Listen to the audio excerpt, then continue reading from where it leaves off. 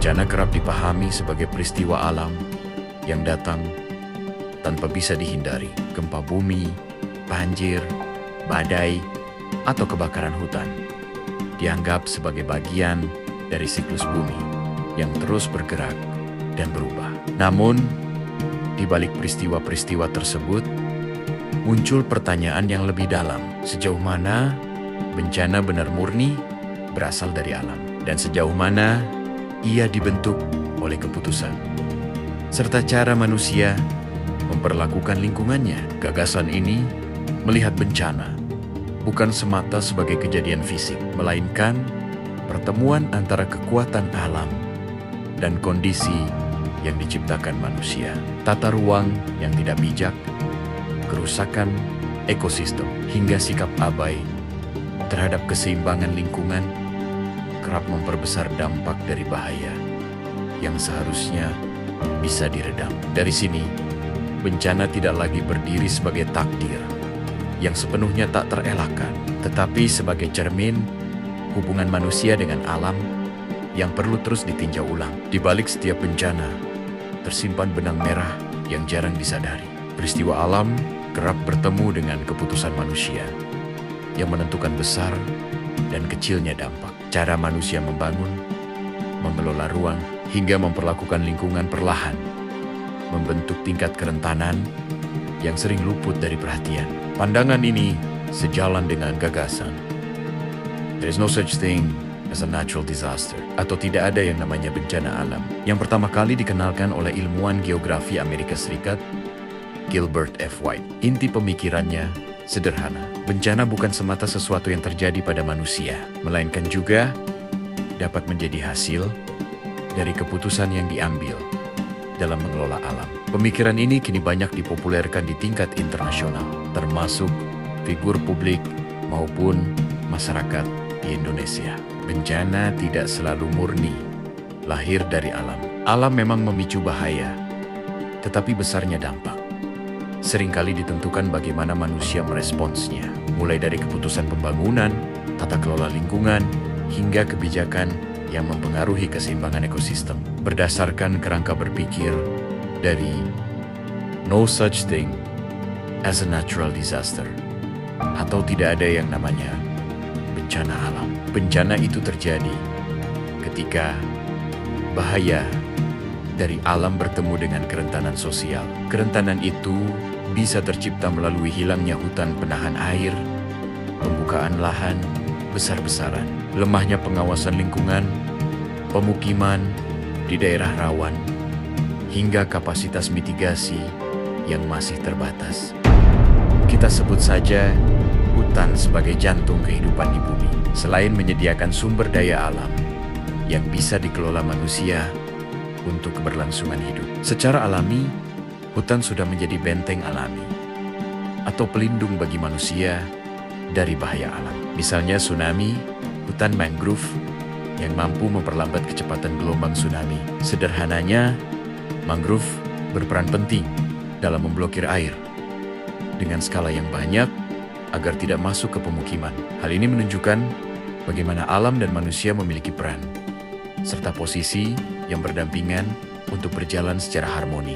Alam hanya menunjukkan apa yang selalu ia lakukan, seperti bergerak pemicu gempa bumi, mengalir pemicu tsunami, perubahan musim. Begitu pula dengan manusia, memiliki peran untuk menjaga dan mengelola lingkungan yang berdampak pada kelangsungan hidup.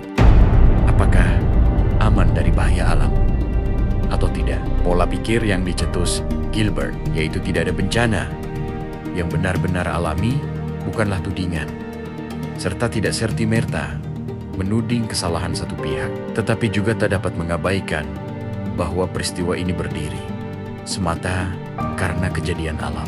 Hal ini menjadi refleksi diri bagi kita semua.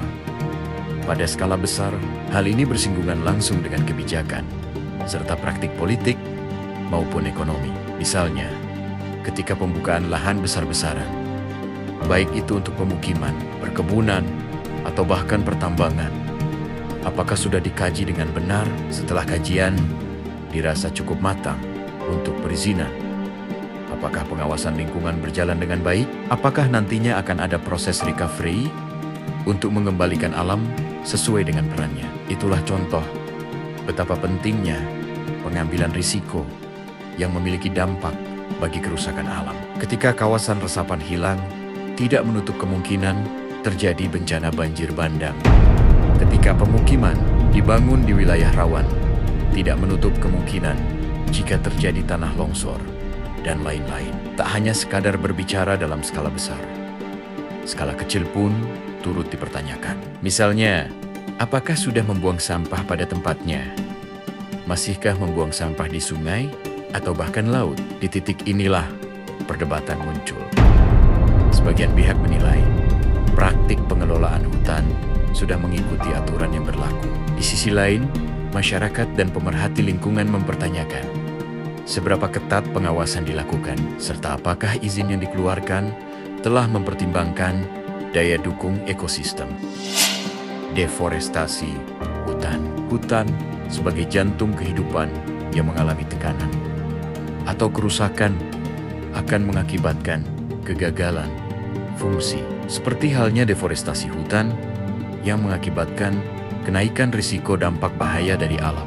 Melansir jurnal berjudul Peninjauan Bencana Alam Akibat Deforestasi Hutan dan Tantangan Penegakan Hukum mengenai kebijakan penebangan hutan berskala besar di Indonesia oleh Syafira Salsabil, Aulia Ansar, Aulia Rahmawati, dan Raditya Dimas Arahman. Deforestasi mempengaruhi kerusakan alam, seperti kekeringan terjadi karena menurunnya daya serap hutan, penyimpanan, hingga pasokan air. Banjir terjadi karena hutan tak lagi memiliki daya tahan tinggi terhadap erosi dan hambatan aliran air. Longsor tanah, kondisi di mana struktur tanah menjadi lebih susceptible terhadap longsor akibat hutan yang hilang atau rusak. Kebakaran hutan dikarenakan hutan menjadi lebih kering setelah terkena dampak deforestasi. Perubahan iklim karena penggunaan lahan hutan untuk keperluan lain, mengurangi kapasitas hutan untuk menyerap karbon, dan mempercepat perubahan iklim. Deforestasi juga disebut mempengaruhi kualitas hidup masyarakat karena memberi dampak sosial dan ekonomi yang negatif, meliputi pengurangan sumber daya alam sehingga kualitas dan kuantitas makan menurun. Deforestasi pun menyebabkan kemiskinan di beberapa wilayah yang masyarakatnya bergantung pada hasil hutan, termasuk peningkatan angka pengangguran. Pencemaran lingkungan pastinya tidak lepas menjadi dampak dari deforestasi hutan ini. Aktivitas pertanian dan industri perlahan menggantikan peranan hutan dalam mendaur ulang limbah hasil aktivitas manusia. Akibatnya, pencemaran air, udara, dan tanah menjadi semakin sulit dikendalikan, sehingga berpotensi mengancam kesehatan masyarakat. Deforestasi juga memicu krisis dalam tata kelola kehutanan dan penegakan hukum, mulai dari lemahnya pengawasan hingga persoalan paling krusial, yaitu proses perizinan. Menghentikan kerusakan dengan aksi nyata. Kehancuran mungkin bisa disebabkan oleh ketidaktahuan, tetapi kehancuran juga kerap berakar dari ketidakacuhan. Oleh karena itu, langkah pertama yang penting dilakukan adalah mencari informasi sebanyak mungkin mengenai bahaya alam serta dampak dari kesalahan dalam pengambilan keputusan. Kurangnya pemahaman tentang pentingnya pelestarian hutan dan ekosistemnya dapat menjadi hambatan bagi pemerintah dalam menjalankan kebijakan terkait kawasan hutan. Praktik penebangan pohon ilegal, pembakaran hutan, hingga perburuan liar, terutama satwa endemik, menjadi contoh nyata dari persoalan tersebut. Masalah ini tidak bisa diatasi satu atau dua pihak, melainkan membutuhkan sinergi dari seluruh lapisan masyarakat untuk menciptakan kehidupan yang harmonis. Di tingkat pemerintahan, sebagai pemangku kebijakan berskala besar, diperlukan perhatian dan berhati-hati lebih dalam menetapkan keputusan yang tepat. Upaya tersebut dapat ditempuh melalui tahap-tahap seperti penerapan moratorium agar tidak mengorbankan sumber daya alam. Pengkajian dalam proses perizinan pun harus dilakukan secara matang dengan mempertimbangkan aspek sosial, politik, dan ekonomi. Pengawasan terhadap deforestasi dan kebakaran hutan perlu dijalankan secara konsisten, disertai penegakan hukum lingkungan sesuai aturan, pengelolaan hutan secara lestari, serta pembatasan perubahan alokasi. Kawasan hutan juga penting untuk menjaga keberlangsungan ekosistem flora dan fauna endemik khas Indonesia.